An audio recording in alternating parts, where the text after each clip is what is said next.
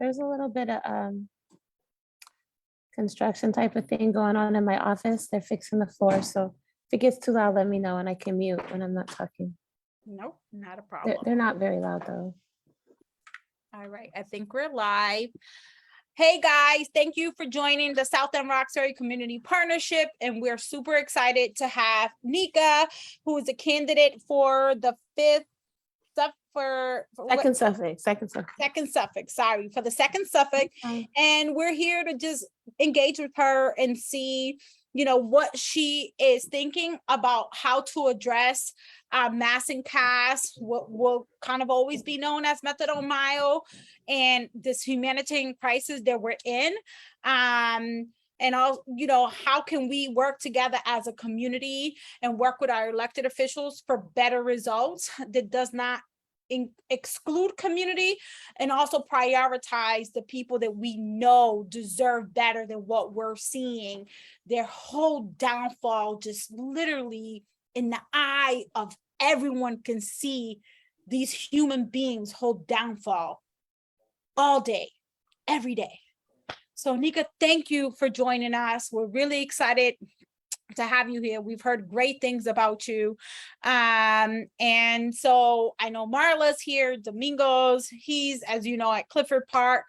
So introduce yourself to us and talk to us.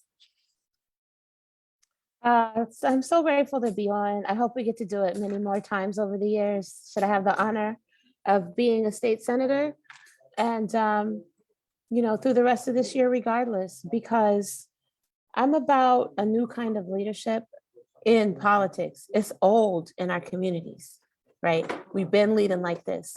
Leaders that put others, the leadership of others, building others intergenerationally first, that put the mission of the movement before our own personal interests.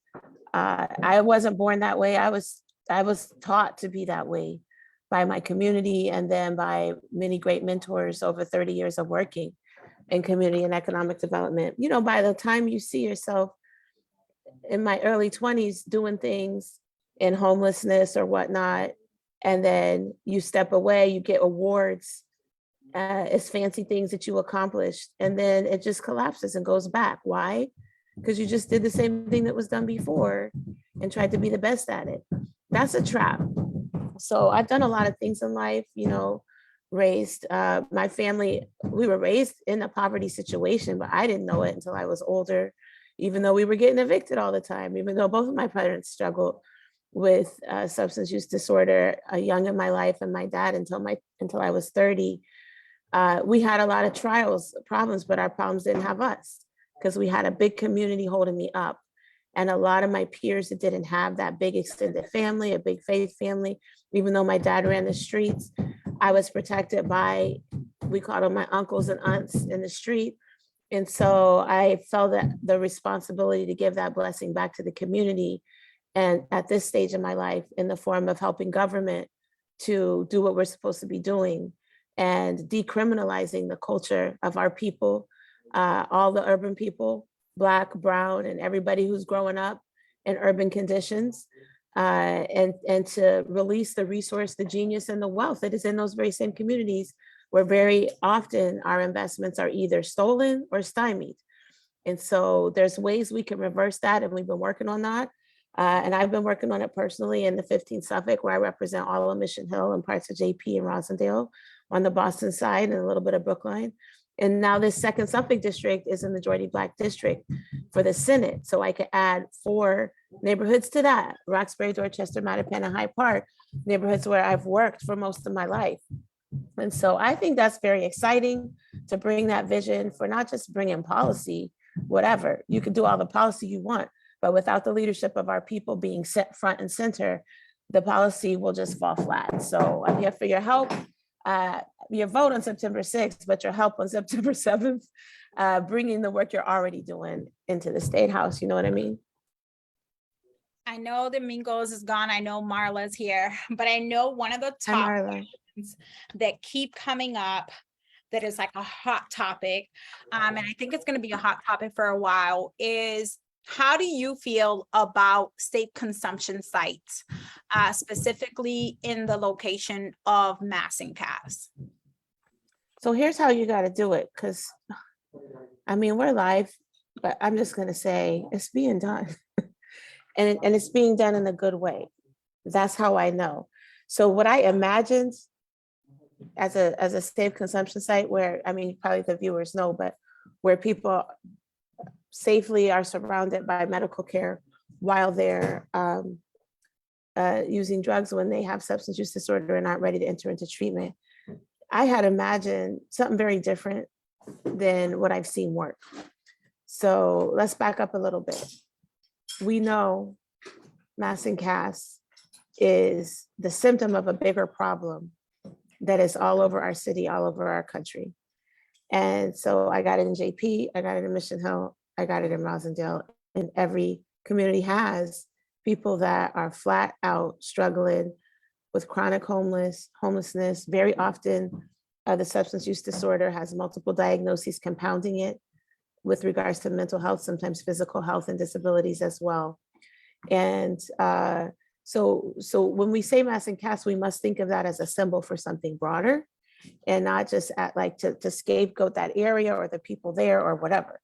Nevertheless, it is more than a symbol because it's a real problem that is compounding because of a breakdown in the systems that were already not functioning for our people.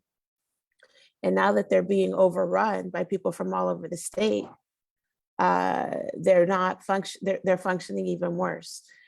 There's three levels to me, right? Because it's a public health crisis, it's a housing crisis, and it's a safety issue. And the safety issues aren't just around criminal acts, because there are no criminal people, there are no criminals, but there are criminal behaviors, right? It's also safety around sanitation. It's also safety around, pandemic realities. It's also safety around weather events, whether it be extreme heat or extreme cold. And so there are things we can do to address the safety issues immediately. And that's a housing first model, a cleaning model. I don't hear anybody talk about this, but there used to be twice a day city crews that would go through and clean through mass incass so that we could help the conditions remain sanitary for the people there and for everybody else in the community, right? And I always wonder, why can't we pay the people living there? Some of them have the capability to take those jobs. Like, we got to get a little bit more engaged and don't lump everybody together. Who's able to help us out? That's what I do over here when I walk over through Mills-Your Haley, formerly Bromley Heath, and I see the guys drinking and whatnot and throwing stuff down. I go over and I was like, why are you littering? Can you help me out? This is your community. That's why you want to be here and drink. I don't care you're drinking, clean it up. Oh, what are you going to do? Are you going to pay me? No, I'm not going to pay you. You basically live here. Like, what are you talking about? Okay, I mean, we're just messing with you, rep. We'll clean it up. We always clean it up. And then for 2 or 3 weeks, they'll do it. They'll even put little bags out. No, give them some dollars for that. They're doing work that the city should be doing. And I'm going to get to the housing and I'm going to get to the mental health, but there's basic things that we can do to make a community feel livable, even if that community is full of people that are struggling with very serious health and other compounding issues.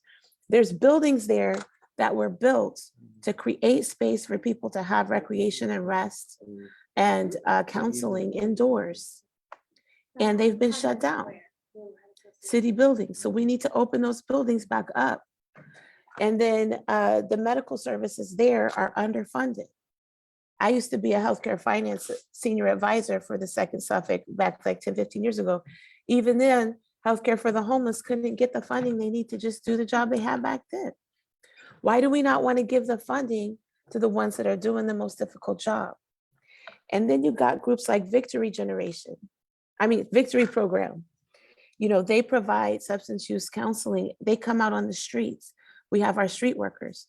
The city needs to focus more resources to the folks that are having an effective record. Now, there's a mindset shift I'm going to ask us to make around what we think recovery looks like, because a lot of times we want it to be instantaneous. And here's back to your question around safe injection sites. So I feel really blessed that we were able to bring, the mayor was able to bring 35 of the people in Massancas in the wintertime to a hotel in my district, the Envision Hotel. And that hotel has that many rooms. And so we filled it with people who were formerly living on Massancas but weren't ready for treatment. And you can live there as long as you want until you're ready to go into treatment. And there are 5 or 6 staff on hand. And the guy that owns this hotel provides cleaning services. They come in, they clean your paraphernalia and everything. They put everything back like they found it, like you should do for any respected adult. They don't try to judge. They don't try to take anything from you. They don't try to assess what you got or are doing that's wrong or right in their eyes. They just come in and provide the service and they leave like you would for any patron. And at first we had terrible problems in the community with it. There were needles that we were finding in our convenience stores and gas stations, very dangerous stuff. The level of harassments outside in multiple directions, both to people who were residents or their visitors, and behavior that sometimes they were engaging in as well. And then some of the discrimination that they experienced got a little intense. And then sometimes they retaliate, right? And they might attack or vandalize a particular place, even when unprovoked because of their mental state.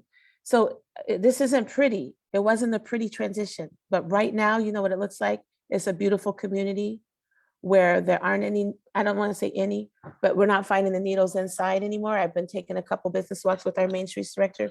What happened in the middle that people settled down and settled in and were not only accepted by others as residents, but are accepting themselves as part of our community? Well, it was a big deal when the shame was taken away. So I went inside and toured inside as well, the building as well as the community around. And what I learned is that when we treat people like human beings, we can have a different kind of a transformation together. And what we learned is when we ask, why are you throwing your needles out the window? Oh, I'm scared they're going to be, if I get caught X, Y, and Z, I'm going to get kicked out. We're not going to kick you out. You're full grown. When you're ready to stop, let us know. And there are medical care providers there 24/7 and social workers. And so when they're ready, they literally, now we lost a couple people. It's a very serious illness. And so housing people immediately without trying to make them do something they're physically incapable of doing, stop using. It actually takes away the shame. It takes away the stigma. And then they can often settle down and just say, okay, let me make a better plan for my life. And now I have people here to help me do that, to connect me to my family. So for people locally here that are from here especially, or have settled in here, we can find these places. They already exist across the city where we can house people. And we need to invest more in victory programs and programs like that that have had for 50 years almost, the skill set that they've developed to really understand how to wrap around services. But we also had to work with police. We also had to work with neighborhood associations and with our main streets, because we found out some of their employees were scared to come. We had to help them out with that. And then we had to talk with the city about, can we get some compensation where people need to put up cameras and whatnot? You know what I'm saying? So it's a whole community effort to make sure everybody is safe. Now, even if we did that across the city, there would still be the problem of people coming from all over the state. And so as a state official, we have invested a lot of money to make sure that all across the state, we can beef up the medical services that are needed and not have it all be congregated in one area in one city. But there's not a plan. There's the money has been distributed, but there's not a plan. And the plan is complicated because Mayor Wu can't make a plan for the mayor of Lowell or Springfield. And neither can the governor, frankly, right? And so we need to figure out how to do what our communities have been doing for centuries, decades at least, and come together across boundaries and coalesce and convene and say, okay, like, what are we going to do about this? And I believe that we're going to see a lot of that in 2023. I see a question in the chat. Should I? Yeah, feel free to answer. I mean, we're kind of like a very open, chill, laid back kind of group. We're not like one of those rigid. This is all conversational. So go ahead. Oh, cool. Oh, I think I had almost started to touch on it. I'm going to read the question for people that might just be listening. As a senator, would you lobby your fellow senators to decentralize this issue outside of Boston? Yeah, like as I was saying, yeah. I like the way you put it, Marla. I'll come to the next bit. Absolutely, yes. But I just want to break that down, because the way you put it is lobby your fellow senators, right? So I was talking about how the community has to come together. Well, what's the senator's role in that? It's not just your fellow senators, it's your delegations. This is something I've been trying to train folks on. When you want to move something in the state house, whether it's a policy decision like we're talking about to collectively apply pressure on our local officials, or even not even always pressure, sometimes it's to offer the adequate supports and the models and the best practices. Not everybody knows about Victory Programs model. Not everybody knows about healthcare for the homeless model. So even replicating it, you would have to do some learning before you could even start to execute something like that. But we have the Boston delegation. We have the second Suffolk delegation. That means all of the reps who are in the second Suffolk district. You have a power block there, right? And then, like I have said before, the second Suffolk combines some of the most powerful and strongest Black and Brown, BIPOC, cultural and economic, social capital and power building in the state, right? So that delegation is small but mighty. Then you got the whole Boston delegation, which includes several senators, because it's not just second Suffolk and Boston, it's first Suffolk and others, okay? And then you have these types of delegations across the state. So Springfield has a delegation, right? Then you have a Western Mass delegation. Then you have caucuses. I'm a member of the Black and Latino caucus. I'm a member of the Women's caucus. I'm a member of the Progressive caucus, which I get frustrated with, but I am a member of it. And so, you know, you have these platforms that you can utilize as a legislator, but a lot of people aren't organizers. And when you are an organizer like me, you think about utilizing those platforms in that type of a way. And so lobbying takes on a different meaning when you're thinking as like an organizer versus just like a persuasion expert or a spin expert or whatever. Not that anybody's necessarily trying to be those things, but those are the models, right, that we have. So let me let you get feedback on that, and then I'll go to the next thing about residents. So I know that one of the biggest issues, and I know Domingos is back, that has continuous, and I'm trying to kind of follow some of the Facebook live comments on the live. So I'm kind of trying to wrap my head around some of the commenting. So one of the biggest frustrating part that we're getting from community is that part that you're talking about. How do we organize and how do we bring togetherness at the Golden Dome, right? How do we all try to address an issue that is impacting only one group of one community or one city compared to an entire Commonwealth of Massachusetts? And so what I'm reading here is people are saying, you know, they're asking, you know, what are we going to do about officially decentralizing the services and addressing people who are not from Boston coming into the city of Boston? Then some of us, like me, who ended up getting priced out and moved out because I can't afford to live in the city. What would you as a senator do in addition to organizing Senate, but bringing this topic with a sense of urgency so that they can see how we need, like Isa X says, all hands on deck? Great questions. And I'm gonna wrap it around with this comment in my Zoom chat, which said from Marla, can we talk about the safety of residents, all caps, residents, that's a shout, I'm assuming, emphasis, who cannot simply pick up and move from their homes to somewhere where substance users are not. This conversation is always centered on users and residents are left out. Key, central. I hope that I kind of alluded to it in how we handled it in Mission Hill, right? because first it didn't go well because the residents weren't included at first, including myself. We all found out that it was happening as it was happening, that 35 people were going to move from Mass and Cass into our neighborhood all at once. And, you know, it's not just our new neighbors, it's also whoever's following them, whether it's a dealer or sometimes people that don't even know them, they just know that that's going on. And so they're showing up. We did notice that at first, people want to exploit, and also people that are hoping to figure out where they could get, you know, some substances. And so when it started out like that, it was very rocky. And people were angry because it wasn't just like, obviously you had the people that were, what do you want to say, like discriminators that just kind of are going to hate regardless.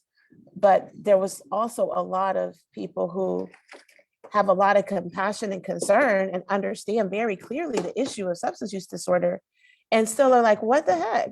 Like, can we be part of this decision? Can we figure this out together?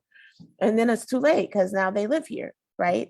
And so I, for one, was happy that it came to my district, because I know we have a strength and we've had a pattern of building cooperation and organization, and building through the neighborhood associations and helping them work together, building power in Mission Hill. They had that before I came, and it's something that has suited me well as their leader in the State House. And so that's why we were able to come up with solutions that were humanizing for everyone involved, including the residents.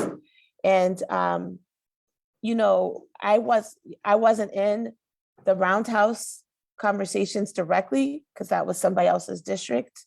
But a lot of reps, I think, including, I heard from the city that, including the reps for that area, that some of them were like, not in my district, not in my backyard, it's not fair.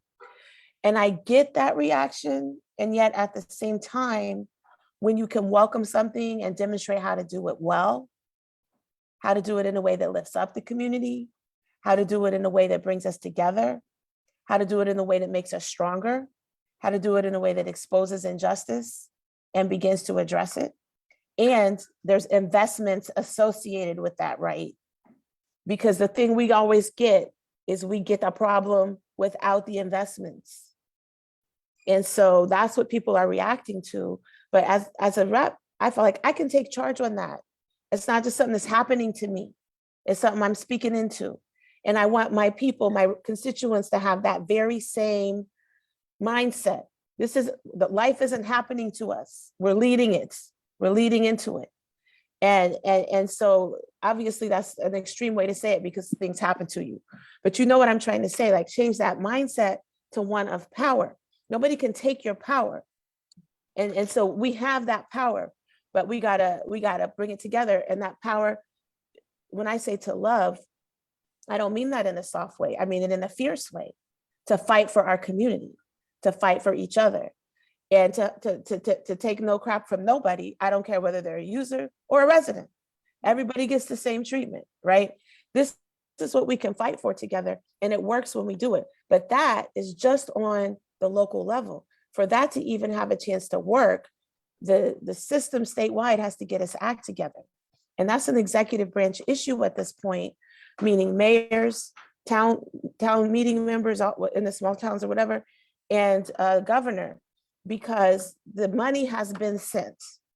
Okay, so the State House, the legislators have sent literally hundreds of millions of dollars statewide for services across the whole state, both for housing, but more so for the healthcare and mental health services. And you can do it however you need to do it.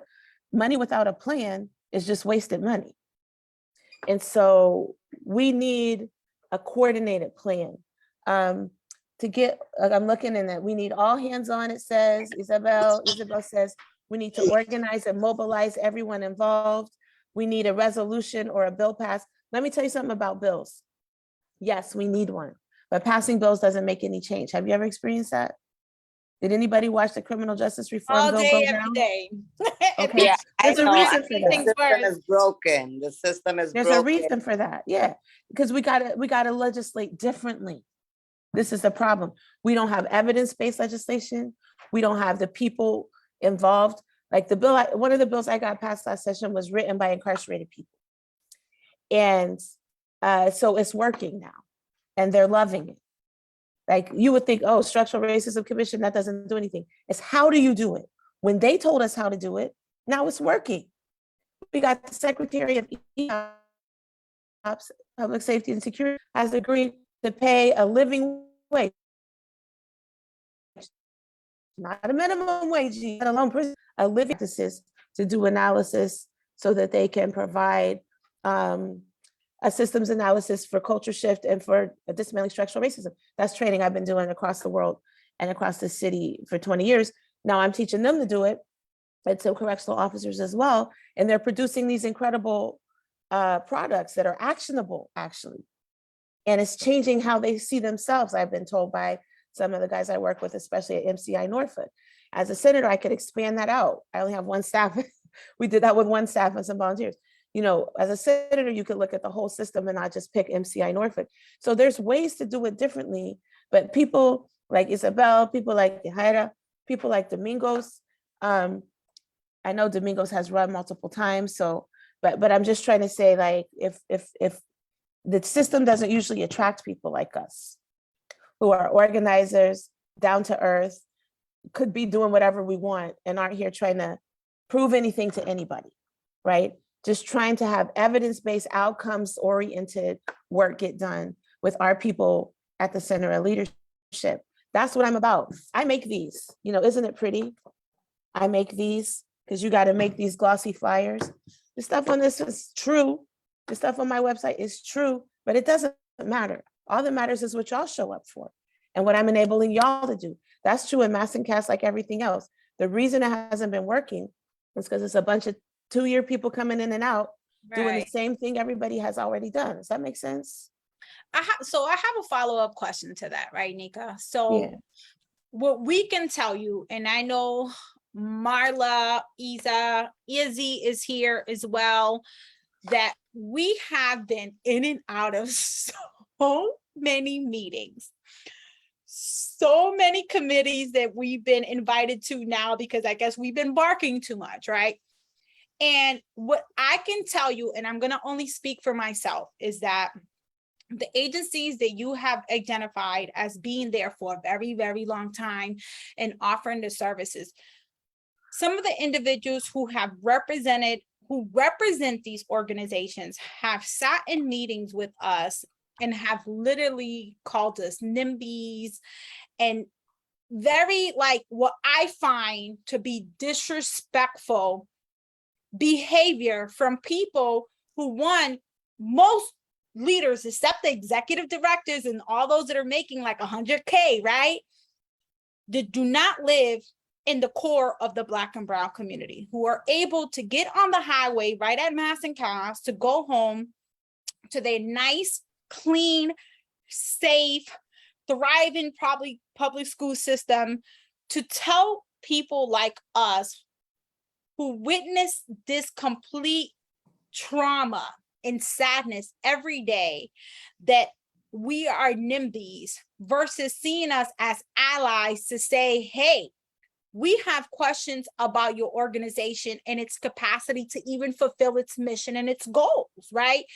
And so what can you do? Because I like what you're saying as far as organizing and like having those hard conversations and being present and finding a solution, whether we agree to disagree.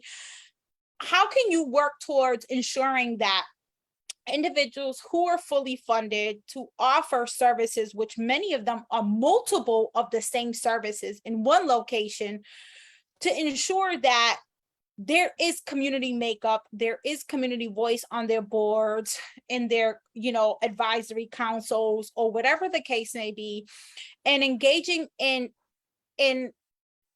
the conversation that needs to happen, that if we're seeking to destigmatize and stop the stigma about seeing what we're seeing, we can't do it by you being an outsider of the city, or not grown up in the city, or not understanding our traumas, and not understanding growing up in a hood and what it feels like to have a liquor store at every corner. And then we wonder why when something happens to us, we end up in a dark place because the community and the inner city and the Black community has always been fed our demise, and then we wonder why we can't level up. So how can we work towards those barriers to ensure that individuals that are coming to our community are not preying on our community, because it's easier for them to get funding and basically build their nonprofit or their empire in our backyard versus their backyard? So you started out with a question. I was like, oh, simple. And then you went off onto all these structural, systemic, like, and my brain went exploded. And anybody who's watching me speak, it can happen to me, but I'm a focus. I'm a focus in first. Sorry, I do the same thing. I start thinking, then it goes. No. Like I was like, oh, now I want to talk about, but let me come back to the basic thing first, and then we could build out, because I like how y'all have time, we can really talk about things and break it down. But let's put a pin in that issue of racism and anti-poor sentiment in nonprofits. We'll put a pin in that. That's its own thing. So one thing, so I'm running for office. And one thing that I have in common with all of my candidates that I'm running with in this race, we're all going to do what we've always done. So that people know that, but it needs to be said. And everybody in this race has done some strong and interesting things. So then the question is, what's needed right now? So you ask, what would I do? How would I do it? I will do what I have always done, because I've worked in areas with extreme conflict. I've worked in areas with extreme poverty. I've worked where you're empowering the leadership of the people who are the recipients of that, right? And so what does that look like? It always looks the same everywhere in the world. It looks like the people who have the struggle are identifying the structural issues that are originating in their community, but are impacting their community. They're being heard and listened to and authorized to make the change as leaders. Not just like, oh, we're gonna pull up a chair at the table for you. No, that's your daggone table. You probably built the house in the kitchen. Stop getting excited when somebody brings you a meal instead of throwing you breadcrumbs. It's your house. The House of Representatives, the Senate, that whole state house, it is your house. You literally pay for it. You literally pay for it, okay? You literally pay for me. You pay for my lights, my salary, my office. Everything is yours. Quit acting like it's a foreign land and letting people treat you like you got to be invited in to your own house. That's number one in the mindset. So how do we do that? We make sure that mindset is clear. All right. And then we got to recognize there's some regular human dynamics going on. Let's just to simplify it. Next two. Because Yahira, is it Yahira? How am I saying your name right? Yahira? Okay. All right. So, Yes. so she had these levels. So I'm gonna put it on a simple level first so we could just talk about this issue. Let's say it is a Black and brown run organization with somebody who grew up in the neighborhood. Let's start there. You're still gonna have this defensiveness, right? You're still gonna have this anger because they've been underinvested in and underappreciated. And now the neighbors are yelling at them, right? And so when you build the bridges between that, the first thing you got to do, and this is what I tried to help do when we had a meeting where the program directors and the hotel people and the business owners and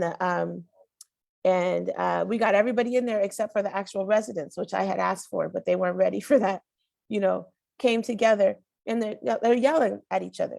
Like I try to introduce what is our ZOPA. That's a word for zone of possible agreement. Where do we agree? Okay, where do we agree? And where we agree is we all want to be safe. We all want to create pathways to health for the whole community, including the people that have just moved in. What does that look like? How do we have to behave differently? That way, you're not just, obviously, of course, you're going to have a meltdown when you find needles. Of course, you're going to have a meltdown and say, get this out of my neighborhood. And to help the program directors understand, you got to be just as bending over backwards for my residents that were already here as you're bending over backwards for the ones you're defending. We're all in this together. What are you going to do? And then they start to say, well, we can help with the needle cleanup, but we can also help make sure the needles don't get laid down, because we're going to help people understand that we're going to create safe spaces for their needles in their room, right? That's not anything any of the rest of us can do, but the people in the building can do that. And then the people outside are like, well, you're just letting people use. Well, you know what? None of your business. Do you want a safe place, or do you want to control people's lives and decisions? You know, you just got to be real with each other. It's just real life. It's not rocket science. We know how to do it. We just got to stop applying white supremacist models of organizing. It's not really organizing, it's controlling. It's trying to control groups. When you just let it open and let people, so what, express your anger. Okay, and then now what? But a lot of times an organizational leader or a resident will express anger, and then people want to just let that be the end of the story. That's some enslavement mentality, pitting us against each other. You can have emotions. It's a stressful situation. Let people be. I grew up ghetto, like we're always under stress, so we yell all the time. Like it's fine. Like, you know, I'm not suggesting it. I'm just saying there's times where that's appropriate. And so even as a legislator, you got to create environments just like every other facilitator in the room. There's the village elders that can do it. There's some youth that are very charismatic. Allow the different people who have that ability to provide a safe space for people to honestly, truly express how it feels, but don't leave it there. It has to be, okay, so where do we agree? Where are we going to move next? What can we do? Let's try it out. Second, you got to have an experimental mentality, almost like STEM, you know, science and technology mentality. See, after the ghetto education I received from my dad, I went to MIT. So it was like a balancing education, right? And I tell people all the time, in Black Panther, I don't identify with T'Challa. I identify with Killmonger, who went to MIT so he can figure out how to take over the world and how to dismantle racism. The difference is I also have faith and love. So I'm trying to dismantle systems and not actually kill people. I'm trying to destroy the systems, which is what a lot of us are focused on in this We need region, which to I love about the Boston. system 100%. Dismantle the system. That's right. It's falling apart. Let it fall apart. Don't But try to put it back kinda have together. I have a question. I have a question. My question is, as you as a senator, like with my company, we do advocacy day for education justice. Will you be able to help this group and to fight for this mass and cast and to lobby to go inside the state house and get everybody that's involved, everybody that's through this issue, like because we are affected by these issues and we need our senators. So if you say that you work for us, get us in the state house. Get us in the state house. It's about time, because we tired of them having meetings with us, not listening to what we have to say. And we are for the people. We trying to help them to get recovery. We trying to help our residents not to see these needles in these children. We need to dismantle the system once and for all. And I really want to say, burn the system down. Okay, and that's why I'm in conflict resolution, because I'm going to resolve this conflict with or without anyone. So please, if you working for us, get us in the state house. It's about time. Oh, it's not just getting you in a sense. I'm dragging you in there if you ain't coming. What you're saying is that goes well with what Marla put in the chat. She said your situation in Mission Hill is less than 1/10 of what's going on in Mass and Cass. What are you going to do to drive change at Mass and Cass? That's the beauty of being a senator. Nobody's going to tell you get out of my district, which I love. And it's one of the, like, I spread my wings in that mayor's race, helping the BIPOC action groups do an assessment of the final two folks, because my background is in that. And I was like, I want to go back. Like, I like this working together, because in my district, that's exactly what we've been doing. The first $1 million I brought into my district, which they thought I couldn't because I had beat the chair of Ways and Means. And they're like, you're not going to get any money. The first $1 million I brought in was a result of, like, some of my kids were starting to get a little older at Bromley Heath, you know, Mildred Haley. we call it now, and they started mugging people. Like one of my friends they mugged, I know for sure would have just given them $7 for pizza, which is what they used it for. And he, on the mission side, they were shooting. So they were a little older. So we had the 12, 13, 14-year-olds starting to, you know, petty, stupid stuff, but they're on that path. And so I asked for their pictures from our community officers down low. And then I talked to one of the young men who ended up becoming great stuff. But at that time, he just was like, he grew up in Bromley Heath. He decided to stay on his own. He still kept being functionally a youth worker, but at the time wasn't being paid for it. Again, you underinvest in the ones having the most impacts, and they give without a return on the investment. We were able to turn that around. He got hired. He brought those kids for me along with the kids that were on a good path. And I put them in a circle because just like I've done with adults over 30 years. And I said, what's your dream for your leadership? I'm coming from the State House. I need your leadership there. What's your dream for your leadership in the community? And most of them looked at me dumbfounded, like, what? And a few of them you could tell were on the edge of their seat, but they didn't want to be the first to go. And nobody had asked many of them that question. So we played a name game where, you know, you're throwing the balls around. And I said, you're going to be able to say your dream as fast as you can say your name. Long story short, we did exercises. We brought in a rapper. We did all kind of stuff.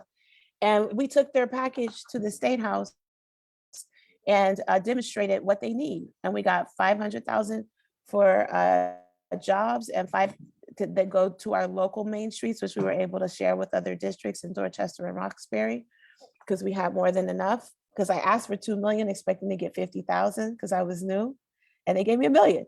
And the other 500,000 was for the COVID stuff, because at that point you couldn't get any COVID care if you weren't sick, because the federal money had. And that's just one example. We've done the same thing with incarcerated people. We've done the same thing with formerly incarcerated people. It's not difficult to bring your leadership into the State House. It is risky, but I'm all about risk. I like adrenaline. I like skydiving and rock climbing and stuff like that. You know, I don't have any problem taking a risk on behalf of my people. That's how I was raised. And so that's a major difference in the kind of leadership we're being called to today. We're in extraordinary times, and extraordinary leadership looks like what Isabel is talking about. It's like not just about a superstar. Please don't superstar me. I'm not trying to be your savior. I'm not trying to be nothing. Even when I'm in MCI Norfolk, we do structural racism change. And when folks run up on me, why aren't you solving my individual problems? I'm like, I'm not a social worker. I'm sorry, I'm not. I on the down low, I do help them, but I don't like that to be the mindset. Like we can't, and then some of the leaders who are incarcerated will come to my aid. Like, we are here for structural change. You know, there's lots of people out there that are going to do your social work, but we know that's just a symptoms issue. I want you to lead in front of me. I'm pushing you out. If I don't got to push you, I'm pushing out some people up there to help you. So that's my main, you talk about theory of change in the chat. That's my main approach. It always has been. And that's how you know what's going to be. Hey, I got a young man here who wants to make a quick statement. He's been listening in. Oh, good. Who's this? Tell me. Say how old you are. Hi, my name is Jairo Garcia, and I wanted What's to. your name? Jairo Garcia. Hello, Mr. Garcia. I wanted to ask, how come Coach Mingos talks to everybody to see if he can help up the park, but it's always still messy over and over again, and we have to help to clean. He has to help to clean it. So I can hear most of what you're saying. I'm close. Can you just say it one more time so I can pick up the piece you didn't? I said, Get real close, because there's a lot of noise behind you.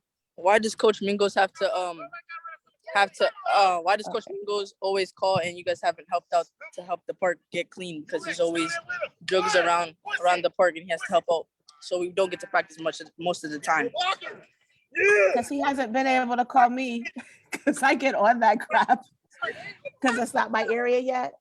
But let me in, because I'm very annoying about that. I can't stand any kind of litter. We don't even need to get to the needle stage. And I will be asking you to help clean it up as well. But I will also be asking the city to pay you for those services. So that's how we got to work together. I can't speak to why that's not happening in districts outside of mine. I can just tell you how it works in my district. That's why I want a bigger district, because I want to see my whole city like this. And senators also have something that reps don't have. they get an automatic leadership position. And so nobody can be, you know what they do to me right now? Some of my best bills, they stripped out the parts they like and spit out the parts that were mostly for poor people.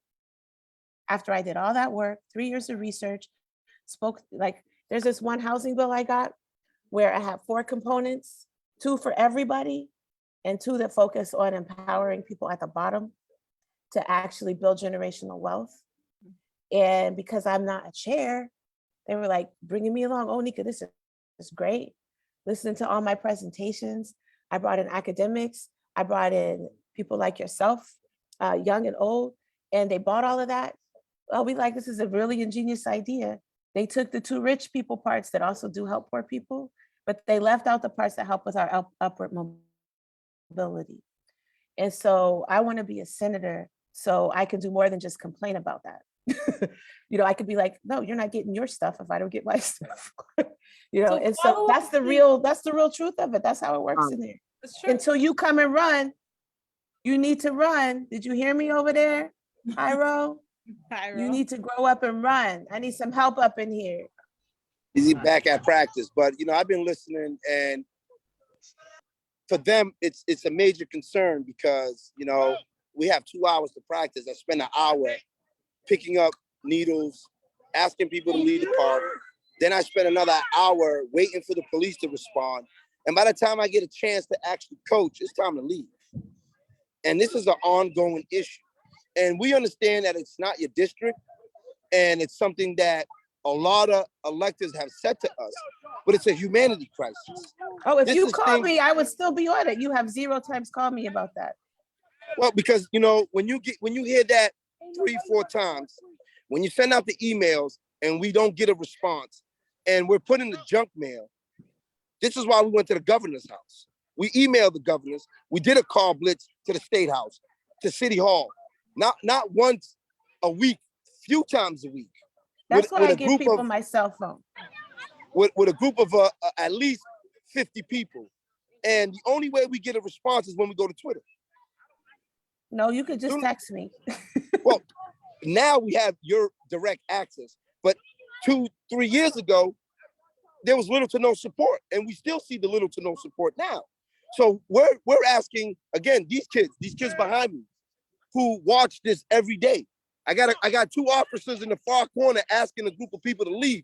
But meanwhile, folks in the South End, they don't even have to call because the crews is there all day, making sure. And this is disparities that we're talking about. Like, we shouldn't have to keep fighting for things that we've been listening to for 30, 40, 50 years. Promises that are being made continuously during election season. We don't need any promises. We just need action. I will just come in there with you. This is how you know. Like, if I'm in there picking up the trash with you, that's how you know. If I'm on the tweet with you, that's how you know. Not that I'm a big fan of Twitter. It doesn't get much done in most situations. But what I'm trying to say is pick up on the signs that it's changing and demand that kind of change. Even some of the people that are running for stuff, different things that aren't talking like this, many of them feel this way. We got to give them permission. I don't need permission because I've always been this way. I've never needed permission. I wasn't raised like that. I was raised by a dad that taught me a right jab, left hook before I learned how to do anything else. And so I don't need the permission, but that's unusual. It's common in our community. It's unusual for people to take the risk to run for office and win. And so we got to tell them what it looks like, because people think, I'm gonna get in trouble speaking for my colleagues. I'm not talking about anyone in particular. I'm just saying, I've worked with politicians across Boston, across the state, and in other countries.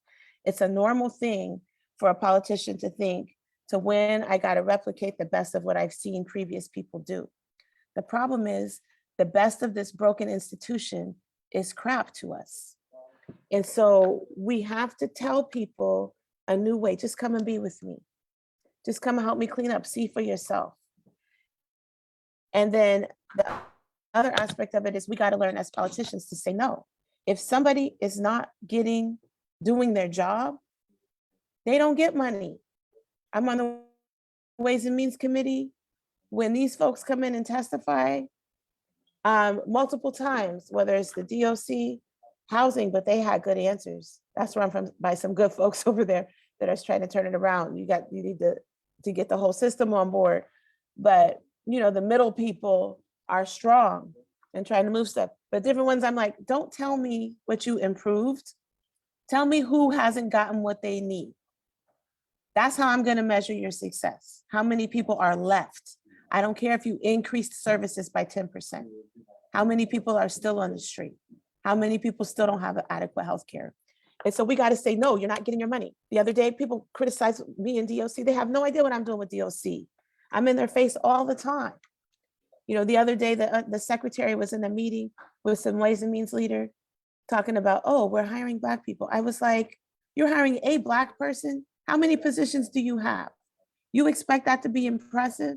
I need to sit down with you and talk about your plan. And they did.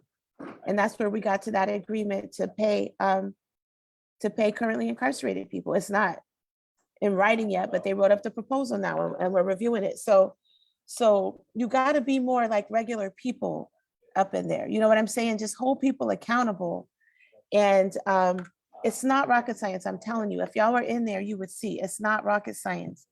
The main problem is not that people aren't doing enough. They're doing too much of the wrong stuff. Everybody's busy trying to be the superstar and save everything.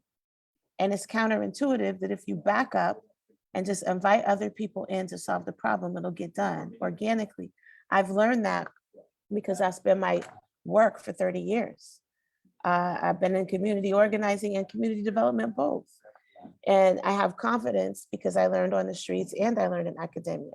But I work with tons of people that had no formal education that know and understand the same things even better. And so I feel comfortable when a wild-haired, crazy-looking woman comes in my office with a stack of papers talking about we could end mass incarceration. I know what to look for. Oh, this is a genius right here. This is an Einstein-looking crazy. This isn't a crazy-looking crazy. And so she helped me draft one of the best bills that's gone through. She's been and presented it at the White House. This is the kind, I don't know if I'm making myself clear, but I'm trying to show you whether you're talking about cleaning up at the park or mass incarceration or fixing the housing problem or education, most of the stuff has been figured out. It's just that the people who have figured it out aren't being listened to. And I see my role as creating the place to listen. Somebody said, Twitter is the only thing that gets anything done at mass incarceration. Sadly, it's public shaming, but it's the only thing that brings any help at all, no matter how weak. No, it's not the only thing. When you have the appropriate, it's the only thing that you have experienced, but I'm telling you, it's not the only thing that works. We gotta move past social media. And we gotta move into like you demanding that you won't have to demand with me, but I want you to anyway, because you gotta be in practice. I'm not always gonna be here. You gotta demand that, like, I wanna be in the room. I wanna be a leader in the room. I don't just want a seat in the room. I want people to do what I say, not just listen to what I say. And I want you to help me with that. And there's ways to do that. I can help you get that in legislation. I can help you get in rooms. And I will also fail right there with you, but I'll keep trying and then we'll eventually succeed. That is how we make change. We can only talk about it on Twitter so long. At some point, we got to come together and do it. Yeah. The thing is that we've done a lot of reaching out, not through just social media. We've called out plenty of people in office, and we've gotten the same response. So it's not that we ever going to give up. It's that we just end up right back in the same spot. Well, most of the time, it's just end up worse. And so my thing I was going to ask about is we talk about the community, we talk about the residents, we talk about the homeless. How about also the businesses in that area specifically? Most recent, the New Market Pizza, the situation that happened there with the owner's husband itself. What is there to do, what can, as a senator, would you be able to do for the businesses in that area to keep them safe? Yeah, there's a lot of, first of all, knowing what's going on and then investing where the businesses tell you to invest.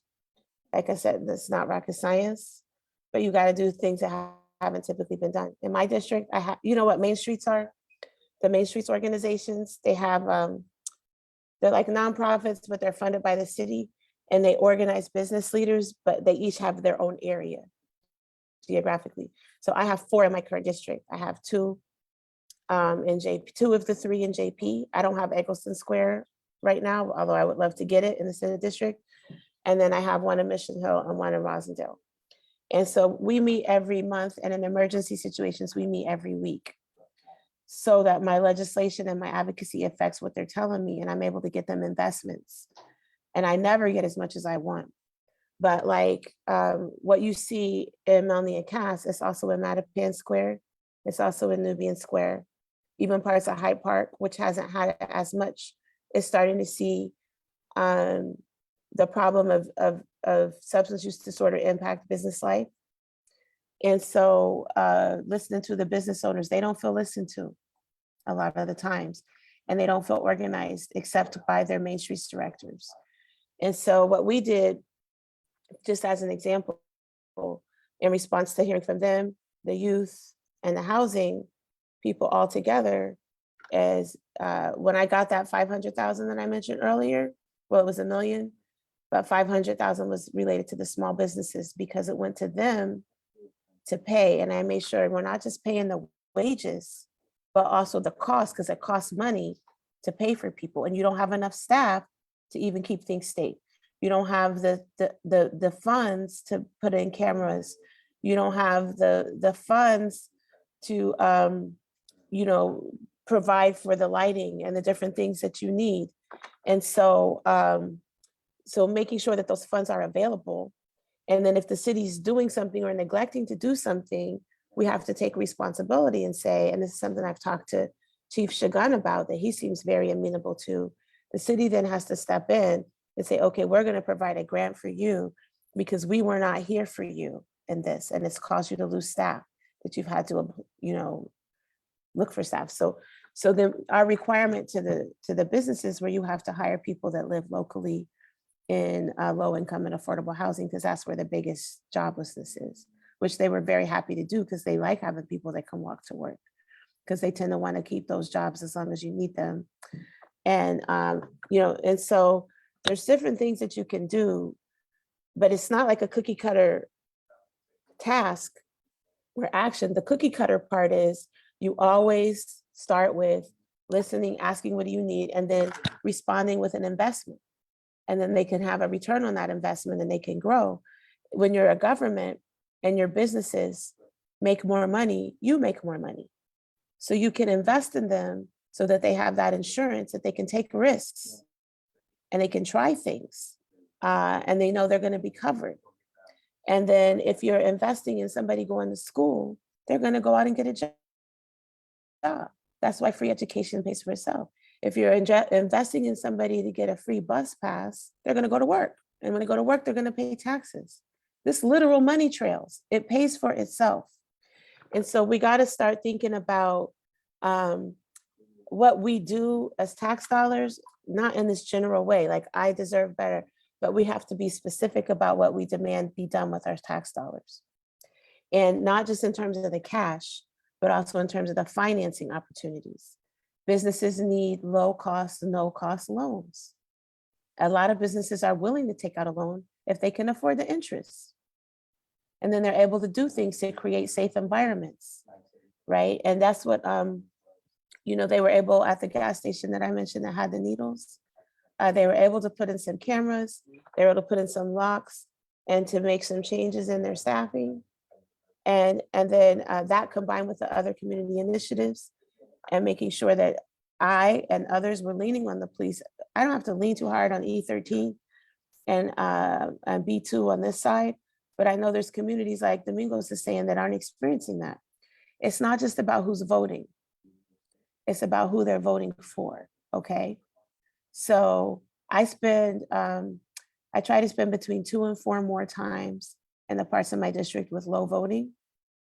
I'm not talking about when I'm running, I go to the voters, but when I'm in governance, I spend more of my time hanging out in courtyards in Mission Main and Mission Park parties in Mildred Haley, And I do also go to the rich neighborhoods because I don't neglect anybody, but you try to go 2 to 3 times more to the places where people don't vote because they have a mindset that government's not working for them, even though their tax dollars are still paying for me. And so people have to learn not to underestimate their power. And that means my presence physically with them is important, even when we're not doing anything. Sometimes I just go and I just sit there and talk to people so they can see I'm just regular. And you can talk to me about whatever. And yeah, I'm gonna yell at you if you get smart because that's what I do, unless you're older, and so we just need to be a little more regular about it. And y'all, not y'all on this call, but y'all listeners, you got to take ownership for where you're contributing to this stupid superstar model. Where you're trying to make especially Black and brown, hold us to like a super high standard. I don't mind because I meet the standard, but it's still like a dumb way to approach things. Like you don't want somebody to run you, but then you treat them like they have to be so much better than everybody else. Elected officials are just regular people. Right. With regular flaws. And so let people make mistakes and say, the main thing is I want to be in it. I want to be part of it. And if they're like, no, I'm not comfortable with that, don't elect them. Don't elect us just because we can make these.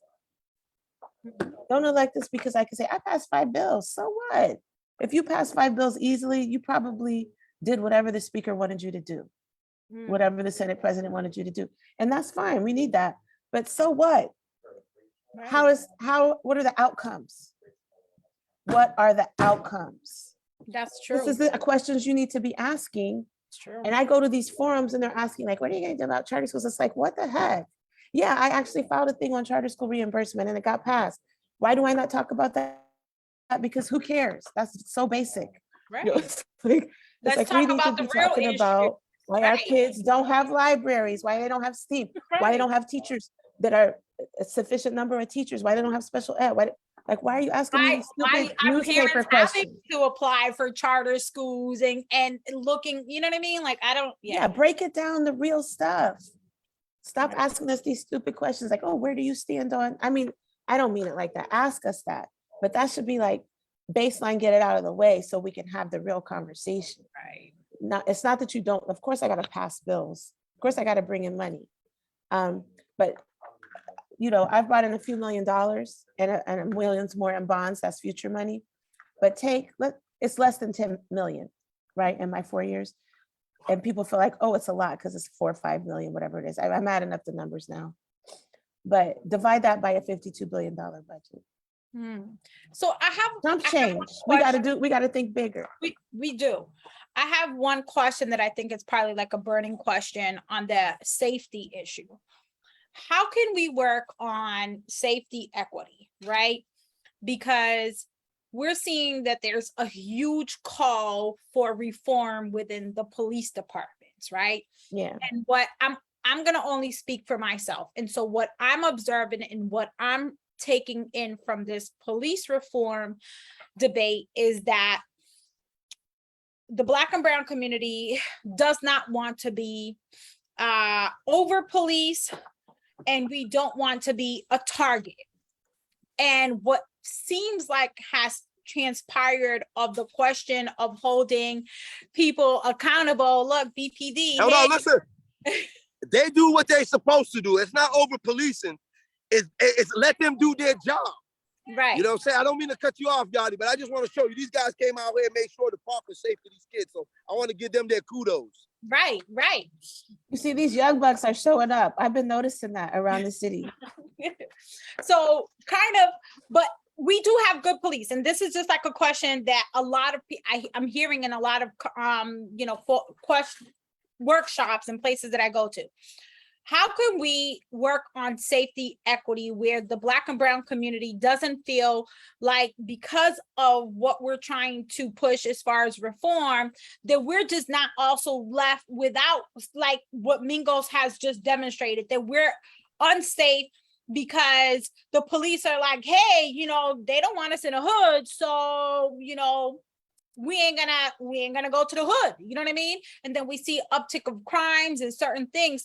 Like, how can we bridge that gap? Because I think that we have literally lost I feel like somewhat of the essence of what the like origination of reform came about, and it's kind of turned into like a thing where we're seeing the hood literally just kind of fending for itself right now, because we feel like we're not getting that police safety and feeling like that, you know, like feeling safe, like we can call 911. Are they going to show up, you know? Yeah, so I'm gonna take a little bit of risk here and just use a little bit of language. We got to cut through the bullshit. You know, it's just like, I don't say, I'm not a cusser. So I'm choosing the word carefully, okay? To make the point that it's coming from all sides and everybody's slinging it and feeling they're getting hit by somebody else's. Well, stop slinging it. And what I mean by that is we let other people control the narrative of what we're even talking about. Who's coming in here with all this yelling? Now, I believe in protests. And when you're protesting and you're saying stuff like defund the police or even stronger statements, that's because it's a protest. But what happens is leaders try to lead by protest. Protest isn't the same as a leadership. It's an important avenue to create leadership opportunities. But using protest as leadership is like using a hammer in a surgery. Like you gotta elevate your thinking and stop just trying to pick up talking points that people have been putting on Twitter after their protest. So what do people mean underneath when they're storming the State House and saying defund the police or City Hall? You got to get into what that is actually about. Nobody's saying, well, some people are saying abolish the police. I have actually met people that are saying that, but when you break it down, it's like, you didn't grow up like I did. Like, we need some people to show up. We're mad because they're not showing up, okay? But we want them to show up right. We want them to show up as our defenders. We want them to show up as our partners. We want them to show up and listen to us and do what we say as public servants. Educate us to what we need to know what's going on, right? And there are individuals that are doing that. But why is the system not working that way? There's a lot of reasons for that, not the least of which is how they get hired. So that's some things we've been trying to change. Now, when you back away from just the noise to say, like, what are we really trying to get done? You're back at the ZOPA. What's the zone of possible agreement here, right? Because as far as I'm concerned, the officers who are working in my district, if you're a business owner, if you're going to school, if you're visiting, or you live here today, if you're sleeping on the bench, you're my constituent, all of you. I need to keep all of you safe, and I need all of you to help with that. It's a mindset shift. And when we have that mindset shift, just like in any family or any relationship or any institution, you begin to work together differently.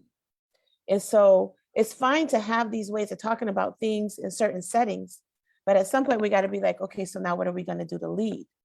And you have to, residents, hold us accountable, because people like me, I'm gonna push back.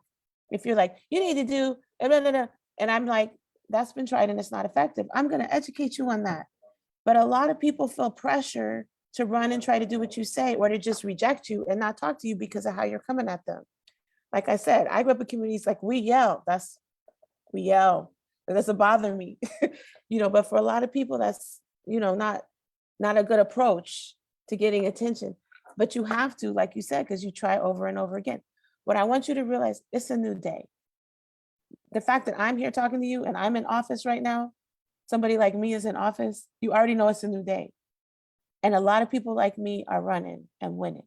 Just real people trying to do stuff. And some of them change when they get in there because they don't get affirmation for trying to make mistakes and take risks and do things. People come at them, you don't do nothing. Blah, blah, blah, blah. That's all I hear about. I never hear that myself. I feel very lucky. But people come at me about my colleagues. I don't care if I have a personal problem with my colleague. You're not going to hear about it because that's not what I'm here for.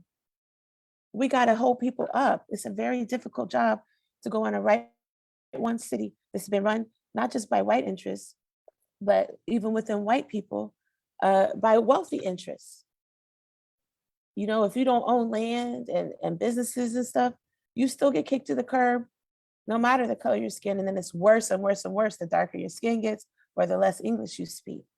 And so that's what disparity means. It's bad for everybody and it's worse for some of us. And so we got to work together on that and not let people divide us. And just, it's fine to yell, express your anger and pain, but you don't got to point at anybody in the process like it's their fault that Melnia Cass is happening. It's a structural problem. We have to solve it together.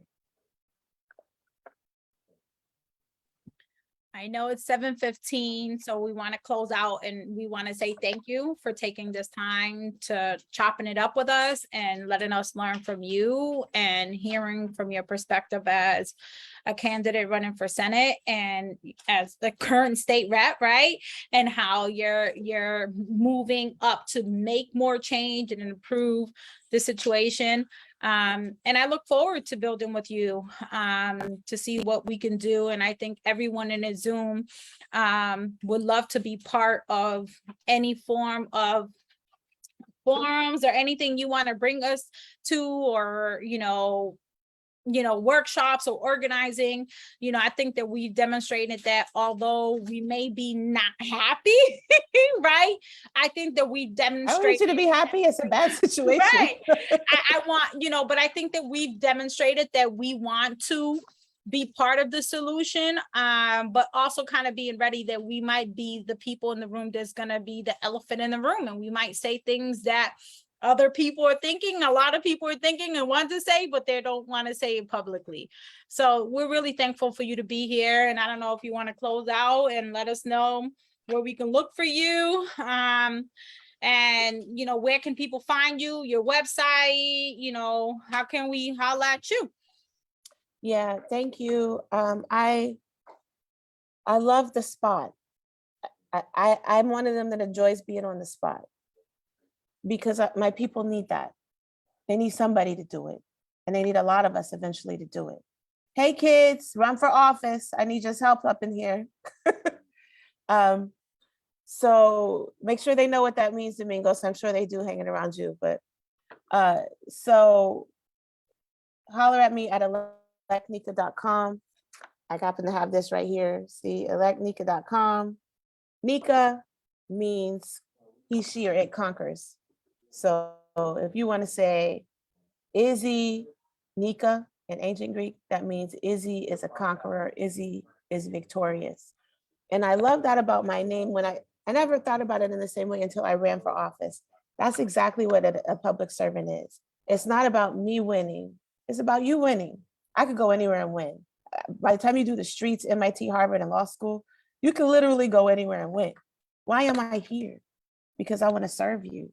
My rewards that I'm looking for are those kids next to Domingos right there. They grow up and do anything they want. It's not just a phrase. It's a reality that I get to watch happen and measure the outcomes. It's see what happens because they're thriving. This is what I need to see. This is what I want to even know maybe might happen. My daughter's married, to my potential grandchildren. You know what I'm saying? Even if they live to see it and I don't necessarily, just knowing that's what we're working for. I've always worked that way. So you can trust that I will continue to work that way. Okay. And we need to demand that type of heart from everybody that goes into public office and of ourselves as well. These are extraordinary times. They call on us to be our extraordinary selves. And that means calling out the best in each other, not just focusing on what we're doing wrong. Whether you're talking about kids on the street, elders, people that lost their housing, business owners, or elected officials. Calling out our best is what it's time for. 2023 is going to be the hardest, best year that Boston has seen in a long, long time. And it's going to be because of you. I hope you will give me the honor of your vote on September 6th. Just know that if you do, you're going to work twice as hard on September 7th with me. But I feel like we're ready for that because many of you are already doing it.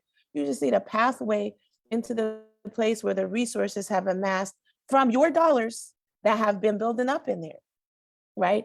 And I'm helping with that. I want to help more with that. I'm grateful for this time. I hope we have many more of these times. And I put my cell phone in there. I try not to get an attitude about like, you're yelling at me, you never called me personally. because I know how you feel and I have felt the same way for most of my life. So I know what you mean and I don't take it personally, but do use it and use it twice. If I don't call back, they'll be like, you don't call back. Just text me like, oh, you missed my call. You're probably getting a lot of calls. And I'll be like, oh, I'm sorry. You know, just be regular. If we could be a little more regular with each other, I think that would go a long way. Right. Like sometimes this is very uncomfortable. I appreciate that. Yeah. All right. Good night, guys. Thank you guys for joining Good us. night. Nika, I appreciate everyone you. again. Make Thank you sure for you your Yo, time. Yachty, don't jump follow- off yet. Not Okay. yet. Get brief. You gotta Come on, Yachty. we gotta get rid of we gotta get rid of the rep and let's do our thing. Hey, Okay. hey, I get out of y'all's hair. Yeah, All Jahala. Thank right, you, Nika. Nika. Appreciate it. Thank you. Thank you for all the cute kid fixes, Mingos. I appreciate it. Thank you. Thank you. Bye, y'all. Love it. Bye.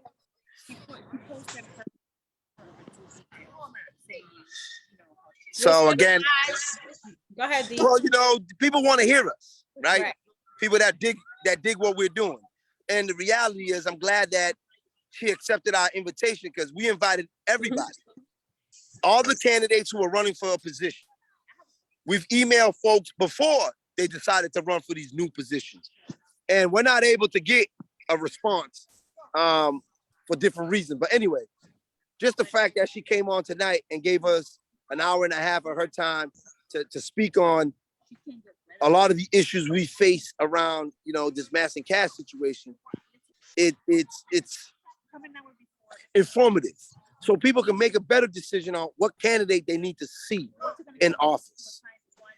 I got parents here, they've been listening. They're behind me somewhere. And their response is, you know, during campaigns, they make a lot of promise. And then when they get in office, it's little to nothing. And we want to make sure that we put out this information on where people stand on things that this is not a doctored document. This is not a doctored group where we're going to censor what we say and how we say it. No, we're going to speak from the heart and we're going to speak our truth. Because again, as we're having this conversation with Nika, I had to call the police because there's a guy out here running around with his Johnson out. His ass is out because he's hallucinating. Meanwhile, we got kids as young as 2-3 years old hanging around the park, can't use the top lock. We got families who walk away because we're not able, the community is not able to provide a safe haven for their children. But then in the meanwhile, we got certain communities, Blackstone Park has a detail all day, every day. It's a dog park. And there's families there, and we understand that. And there's families here, so why do we get treated different? Like if she was coming out the shower. And I think that's all this neighborhood wants is equity with what everyone else in the city already has without having to ask for it. Because that's what equity means, is you just get it. Not, you have to beg for it, you gotta ask for it, you gotta petition for it, you gotta go to 95 meetings about it. You just get it because it's the right thing to be doing. They start mentors.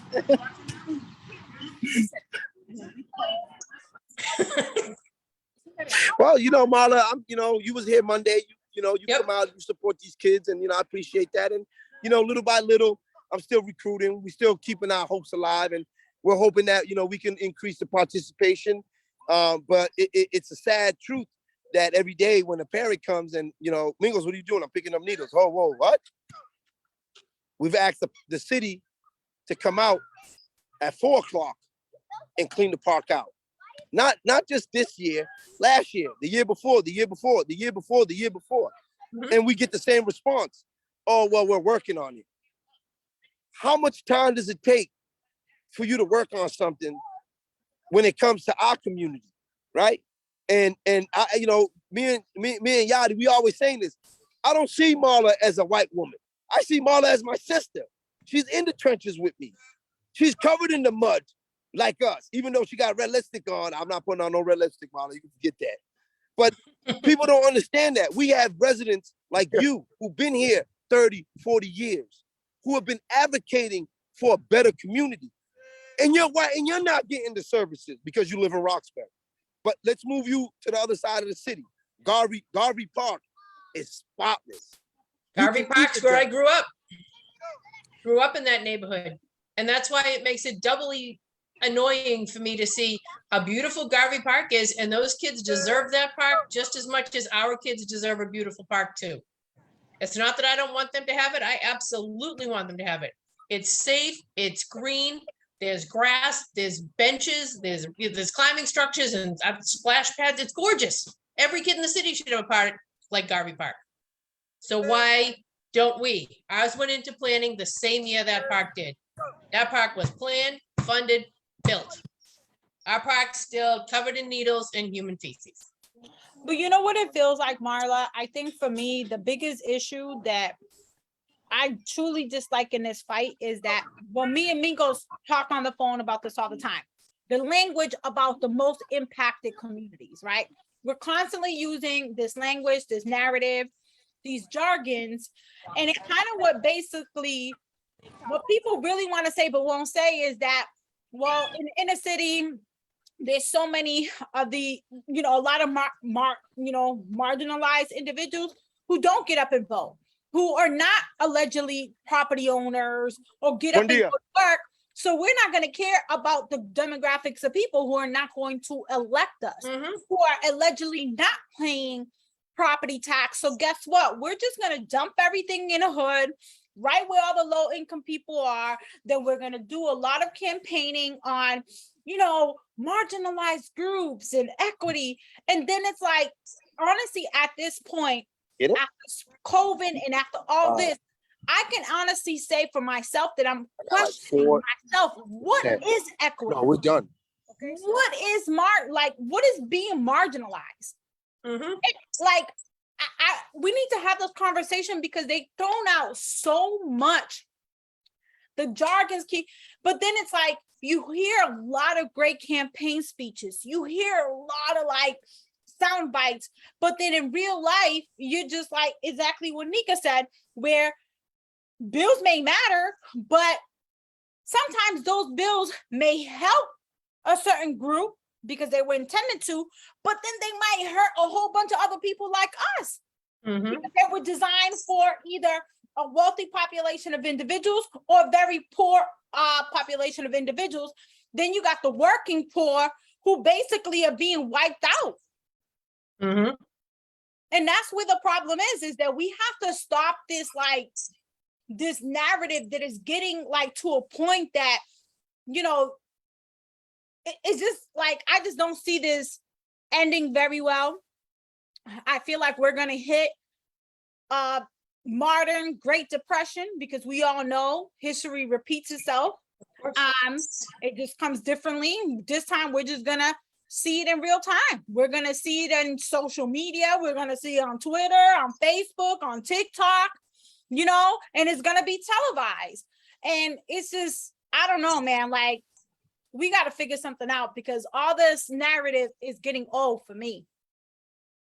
We need to call out people when they use words like equity because it's become so overused that it's absolutely meaningless. It's just a soundbite at this point. It means nothing whatsoever, but it's one of those talking points that people want to hear mentally in their mind. They hear, oh yeah, equity, yes. They said opioids, yeah, they said that. Oh yeah, fentanyl, they said that. But they didn't say anything meaningful about it or anything impactful about it. They just hit all the keywords.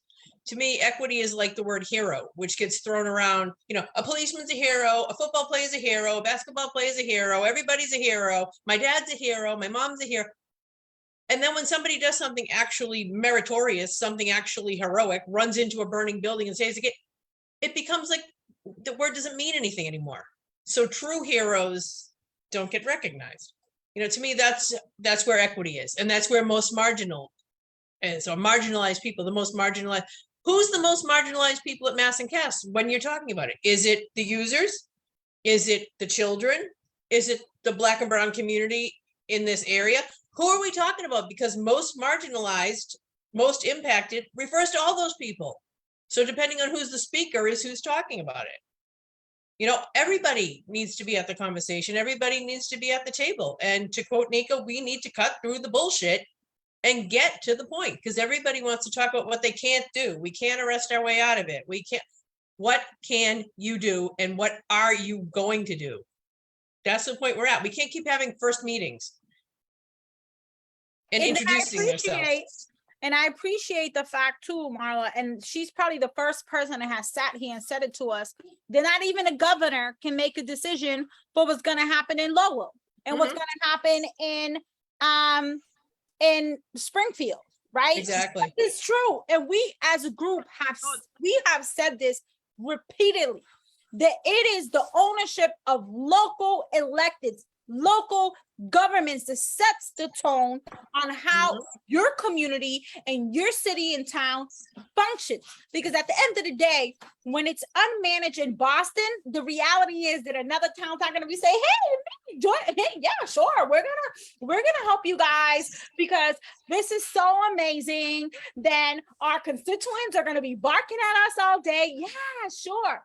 That's not going to happen, people.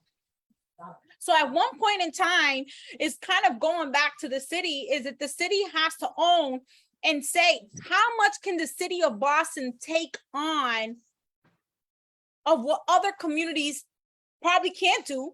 Because I can tell you just from here where I live at, I don't think that we have the infrastructures to even implement half of the services and those type of, I'm not going to say type of things, the services and the things that require management, because it's a management issue, more staffing, more money.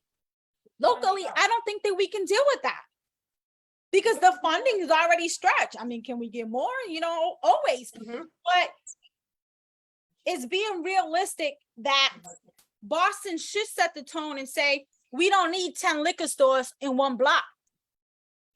Enough is enough. And especially we don't need them in the Black and brown low income community. We don't need another organization doing the same services that 5 other organizations are already doing in this same location. And they might have to deny some of those requests. And it's okay, because then now those organizations and those people that are seeking to implement these initiatives are going to have to fight 10 times harder to get out of that community and fight other communities to say, this is the reason why you need it, and see what it feels like when you're denied because it is becoming too much. And we have to own that, and we have to have this conversation realistically, because everyone knows that nonprofits are the heart and soul of the work. Government dishes out money to nonprofits to do what sometimes they don't want to do, because therefore they can blame a nonprofit or blame an organization for allegedly not doing the work. You know what I mean? And then you have nonprofits who require thousands and thousands of probably employees to better provide a service as a clinician, as an outreach worker. You know, you can't have, you know, from when I worked at DCF, you can't be a social worker and have a caseload of 25, 30 people and do the work effectively. Of course. And mind you, when you work for the Department of Children and Families and these services, not only are you servicing the individual who the case came in, you're serving every aspect of that person. So it's unrealistic. So at one point in time, we have to determine, like, pause. We need to just pause. But I think at this point, we can't expect, you know, small towns and communities to take on all the work that needs to be done at Mass and Cass.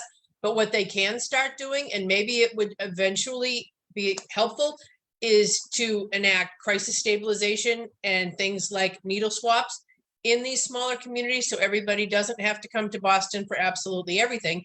And with the hope that if you can intervene before people get too deeply into addiction, that you can avoid them even feeling any compulsion to come to Mass and Cass in the first place. It won't help what's at Mass and Cass right now, but if we can break the cycle of people feeling compelled to come here, that in the long term, the very long term, would be helpful. And that is something that towns and communities, other, you know, counties, zip codes, area codes could take on and should take on, because anybody who thinks they don't have constituents here is lying to themselves, as you all know.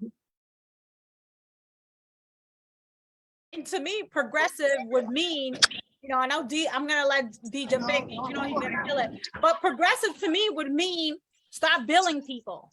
Start billing these communities who may not be able to render the service, but now may need to fight as elected officials in town government to say, hey, listen, we might have to end up doing what we got to do, because now we're getting an invoice from the city of Boston for about $1 million. Well, in the same way they do with schools, where if, you know, the town you live in can't service your kid, you can send him to Boston, but Boston's gonna send your town a bill for educating your kids. I was just thinking that per pupil expenditure, you take your kid out of a public school and you put him into a charter school, guess what? That your child's money's following them. So why Right. can't it be the same with individuals who are being dragged through all these systems and all these services? Why can't their money, their federal aid and state aid, follow them where they go? It comes out of that city or town's budget. Period. Let me tell you why. Let me tell you why. People up top don't get a cut.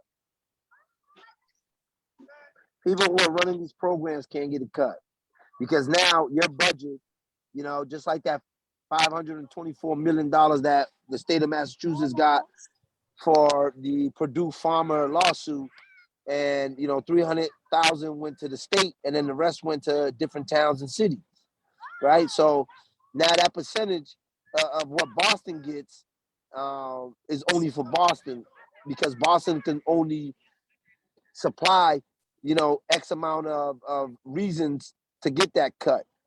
You got a town like Holbrook that got more money than Boston, because Holbrook has a high percentage of overdoses, of actual casualty overdoses, right? But the reality is Boston, because of the harm reduction, we have a bigger network of harm reduction than they do in Holbrook. But the reality is, when you start looking at the amount of overdoses that we have here, not fatal, but the amount of overdoses that we have, it's way higher than Holbrook. But because Holbrook has more fatal overdoses, it only reflects those. Just like we found out here in the city of Boston, it's reported as refusal of care. It's not reported as a overdose.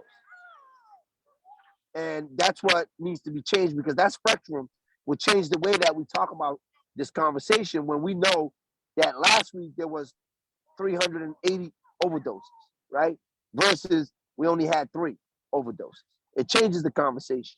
They're not tracking how many times is Narcan being dispensed. You know, when you go to BMC or any other hospital and they're giving you any kind of narcotics, right? Any drug, there's a digital system that you have to register, scan, and track and invoice before you can give any patient a shot of anything. Even the IV bag has a QR code, a scan code, and they're tracking that. The EMTs here in Boston are keeping track of Narcan in their truck. They're only giving X amount of Narcans, and every time they go replenish, they have to report. But that report is not being publicized.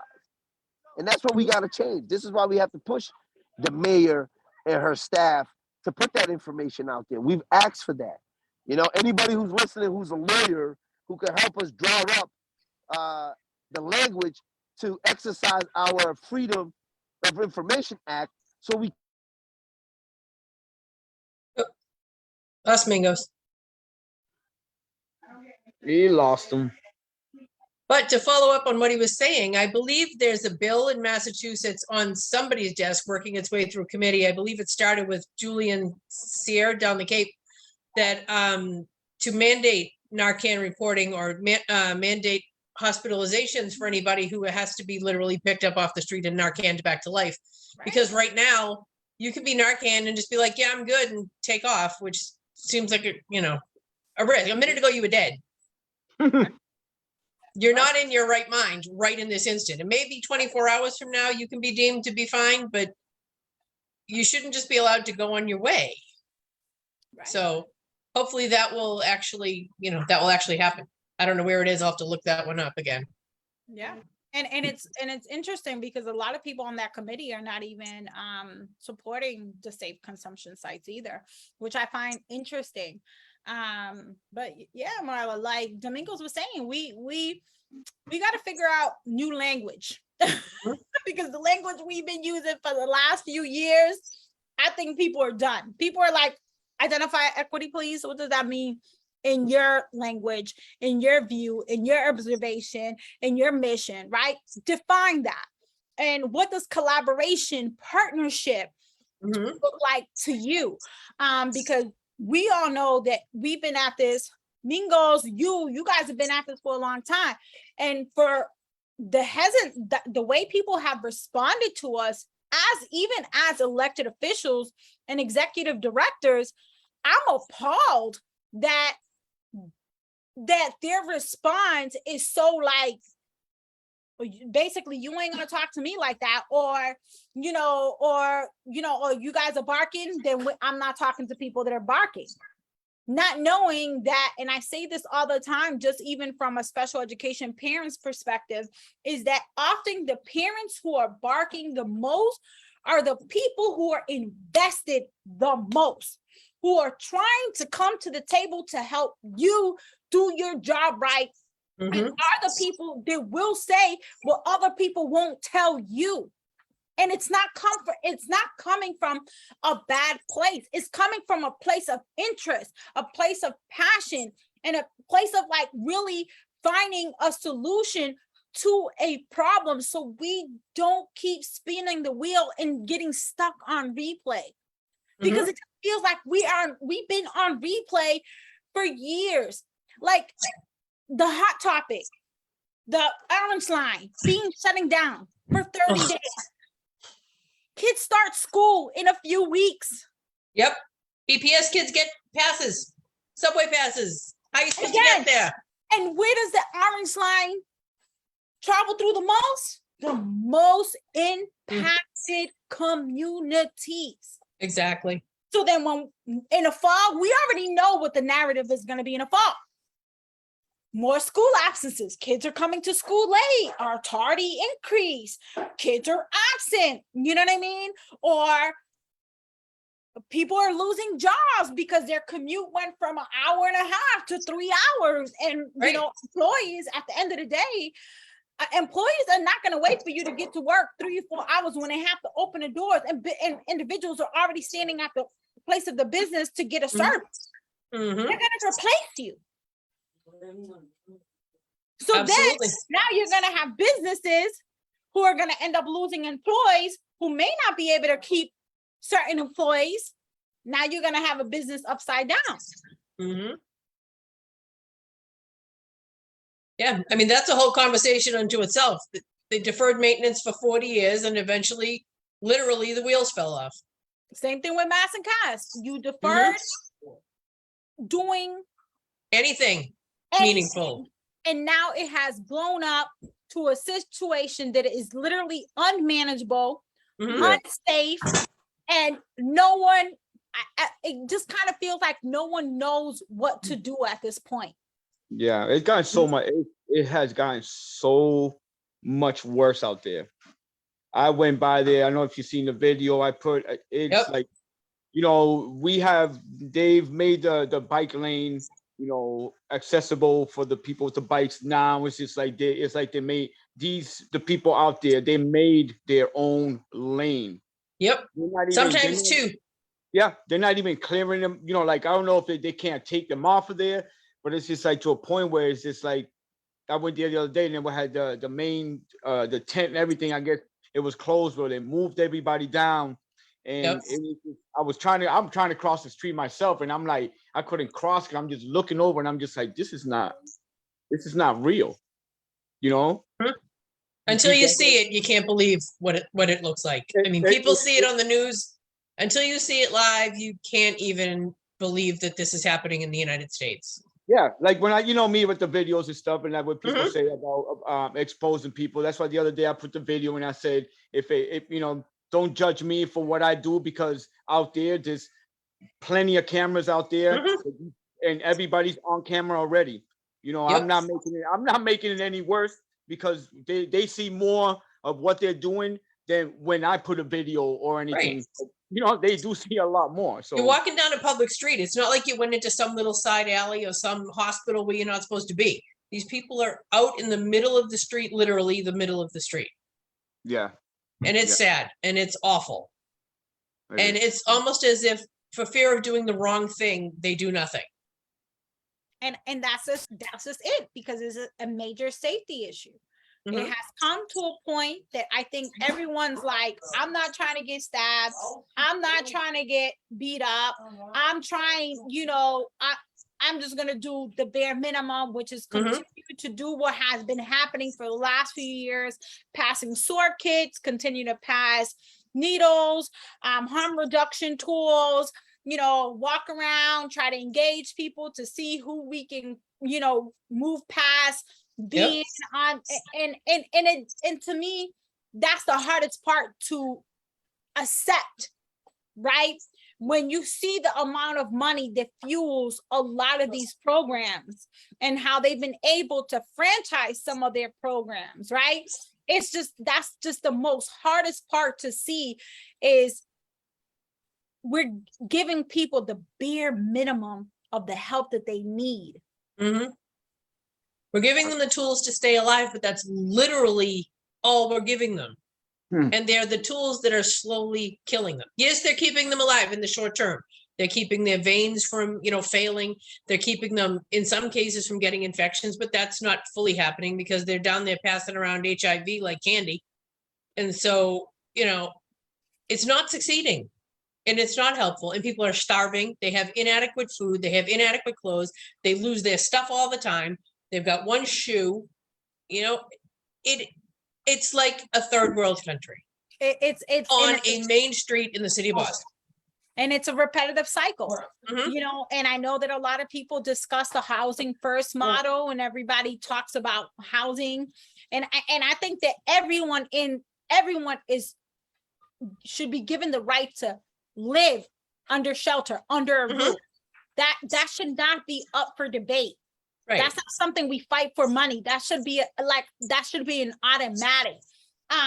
But it's just, I don't know, to me, I just can't seem to understand why, who is benefiting from this narrative? Who is benefiting the most from seeing people suffer so badly to a point that it feels like we can't do anything. Boston does not have housing. We don't have the resources for it or the space for it or built housing yet. Right. That's just the reality. Where's Boston gonna build? Right. But at this point, it's like you're gonna throw a rock to your neighbor's house. Mhm. You're gonna hear everything in your neighbor's house. So you're not gonna have backyard. So imagine if you're gonna have you want to have a family and you want to own a home, and you're not gonna have a backyard. Right.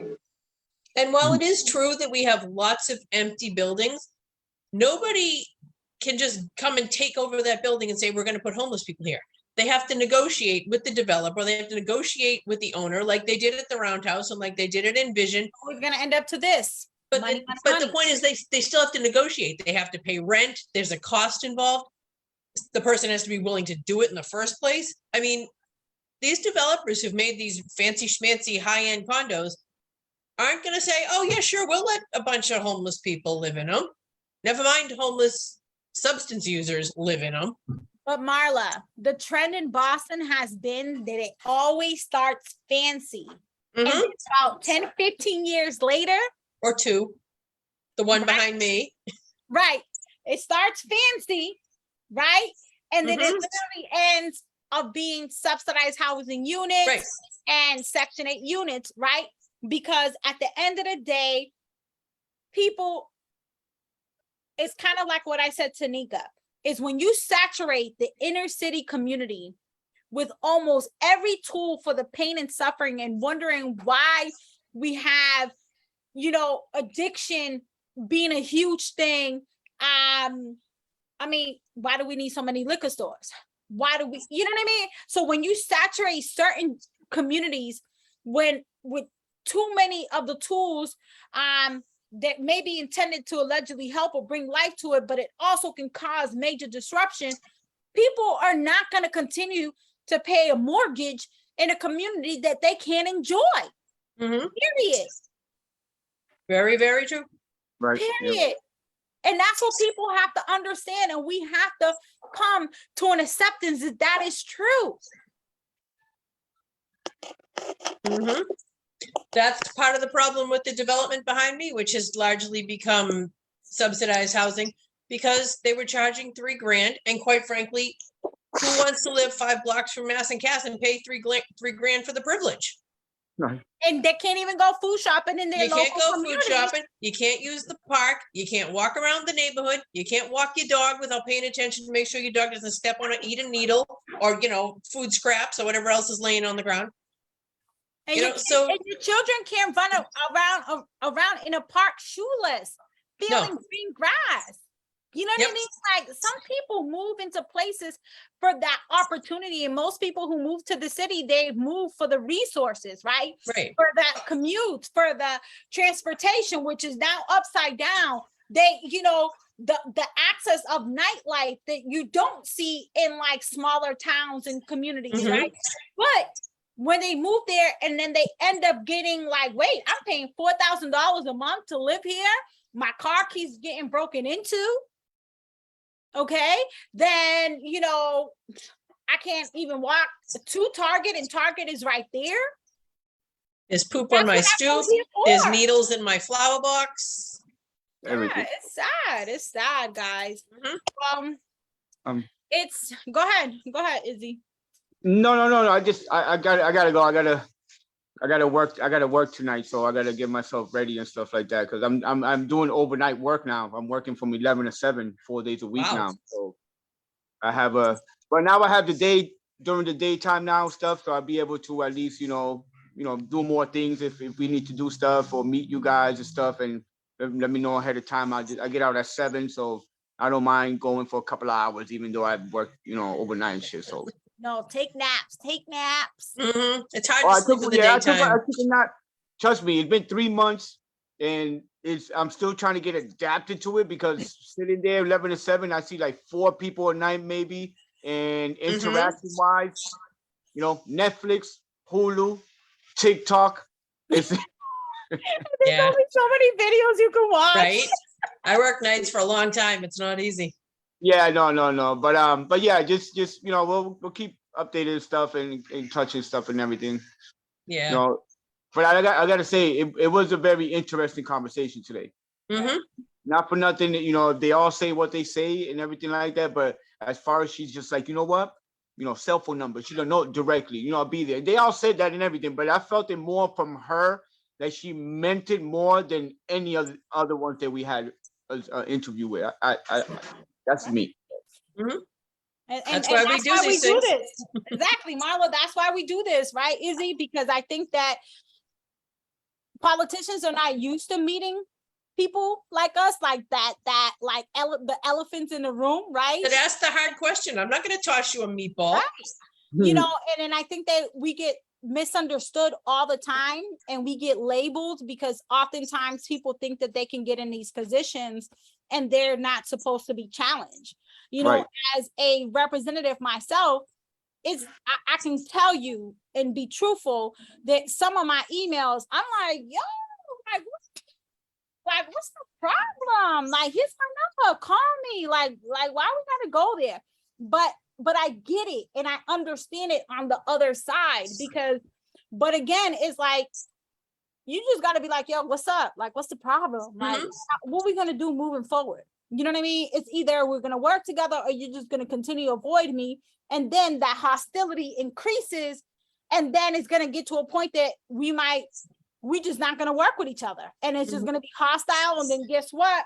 Nothing gets done. And then it's your district. Then you're gonna say it's not your district. This person's gonna say it's not my district. And then it's nobody's district. You know what I mean? So Right, like well, real quick, like she was saying, just like who was it?